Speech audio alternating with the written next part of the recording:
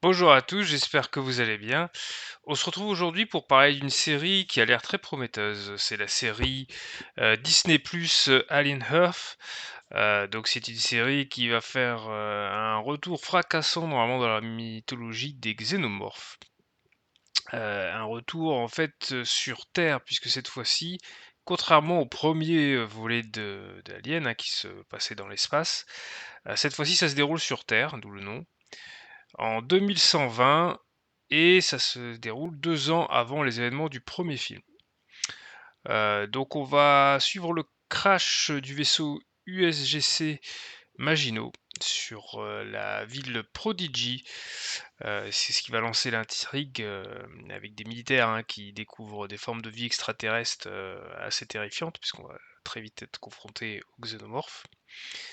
Donc le trailer installe, une ambiance, claustrophobe et militarisée. Ce qui rappelle, hein, les meilleurs moments de d'Alien et Alien 2, le retour avec justement les fameux, militaires qui pourchassaient les aliens. Cette fois-ci, l'intrigue quand même devrait se situer autour d'un personnage hybride, donc le personnage de Wendy, qui sera le premier prototype humanoïde doté d'une conscience humaine. Donc elle va incarner, hein, au travers de ce personnage, on va parler du transhumanisme, de la quête d'immortalité, dans un monde gouverné par des mégalocorporations, hein, ces grandes entreprises, très courant dans le cyberpunk. Euh, la présence de Wendy dans le trailer, ça apporte quand même une dimension assez émotionnelle et philosophique. On a l'impression qu'elle se cherche, elle essaie de se définir. Ce qui est assez rare hein, dans la franchise, qui n'est pas vraiment habitué à ce genre de réflexion, même si on a eu côté Prometheus.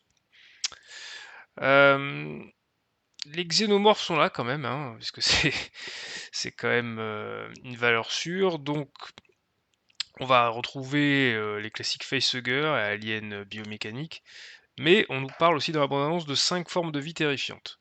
Donc à voir ce que ça va être. En tout cas, l'horreur est palpable. Il y a des séquences de naissance brutale, des ombres furtives, et puis une ambiance sonore qui a l'air assez bien dosée aussi hein, sur la bande-annonce. Le design du vaisseau et des créatures reste fidèle à la franchise, mais promeut aussi un peu d'innover avec des créatures qu'on espère inédites. Enfin, le côté narratif, hein, ce qu'on peut voir sur cette bande-annonce, on a l'air de s'affranchir de prérequis, enfin je crois que c'est officiel, hein, que Prometheus et Covenant ne seront pas dans le canon officiel de la série, du moins.